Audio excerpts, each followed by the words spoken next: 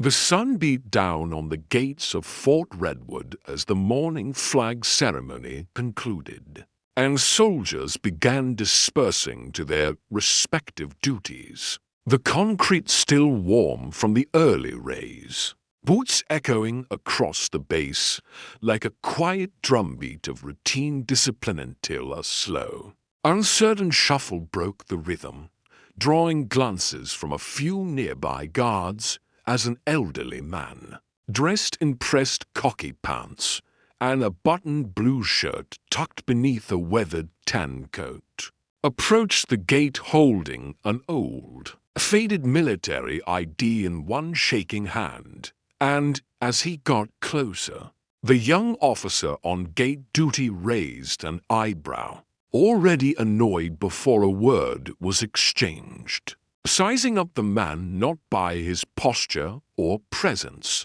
but by the fragility in his steps, by the obvious age in his frame, by the outdated dog tags still clinking faintly around his neck. And with a short, sharp sigh, the officer stepped forward, stretching out his hand dismissively, and said, "Sir, this base is restricted. ID, please." And when the old man silently handed it over with a quiet nod, the officer stared at it, lips twitching into a smirk as he squinted at the worn laminate and laughed. "This thing's older than my dad. Where'd you dig this up? A museum." And his words, though meant as a joke, cut deep into the silence as several recruits standing nearby chuckled nervously, uncertain if they were supposed to join in or stay quiet. But the officer doubled down, holding the ID card high like a joke, adding, impersonating military personnel is a federal offense, while the old man said nothing, just stood there, eyes clear and calm, unmoved by the laughter, the mockery, the suspicion, until one of the junior guards leaned over and whispered, "Maybe we should check the system, just in case." But the officer waved him off. "We don't need a database to tell us this guy doesn't belong." And then, without warning, the old man finally spoke, voice gravelly yet composed. "I commanded this base before your father could walk." And the officer snorted. "Sure you did, General," adding sarcastically, "Maybe next you'll tell us you fought dragons too," and turned to wave in the next vehicle at the checkpoint, signaling for the guards to escort the old man off premises until suddenly the radio on the officer's belt crackled to life, sharp and urgent. "All units, hold position. Do not detain the man at gate 4. Repeat, do not detain." That is Lieutenant General William Elias Hawthorne, Medal of Honor recipient, 3-time Distinguished Service Cross, confirmed entry scheduled. Escort him to command immediately, and in that instant, the officer's world crumbled beneath him, his mouth falling open, fingers loosening on the ID card, which fluttered slightly in his grip like a flag of shame as he turned slowly back to the old man, who hadn't moved, hadn't blinked, hadn't needed to say anything else, because the truth had spoken louder than any defense. And silence washed over the scene like a tidal wave, wiping out all arrogance, all laughter, all assumptions, leaving only guilt, awkwardness, and on its wake. And within seconds, a black SUV arrived, screeching to a stop as two decorated colonels jumped out and rushed to the general, saluting sharply, voices tight with respect. "Sir, we apologize. Please allow us to escort you." And the young officer, now visibly shaking, stammered, I didn't know. But the old man simply took back his ID, placed it gently into his coat pocket, and looked the officer dead in the eye. "That's the danger, Lieutenant. You don't ask, you assume," and with that, he walked past, spine straight, steps slow but strong, as the colonels guided him toward the command building while the officer stood frozen, burning with shame. And what no one knew yet was that this visit wasn't casual, wasn't ceremonial. It was something far deeper, far older, something long overdue. For General Hawthorne hadn't been seen publicly in over 20 years, having disappeared into quiet solitude after retiring from a career that spanned for decades. 5 combat zones, and countless commendations. A man once called the Ghost of Kandahar for the way he'd personally led night raids in enemy territory to rescue missing soldiers. A man who'd been offered political office, presidential medals, and international acclaim, but had turned it all down to grieve in silence. After losing his only son in a friendly fire accident during his final tour. And since then, he'd withdrawn from public life entirely.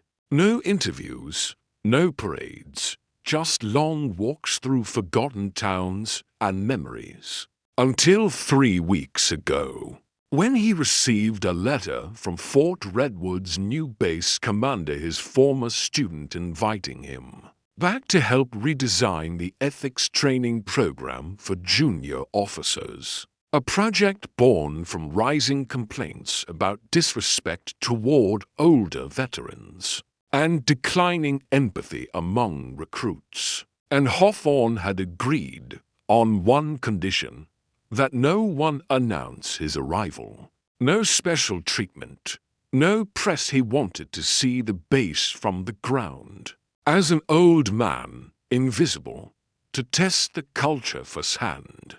And what he found at that gate told him everything he needed to know.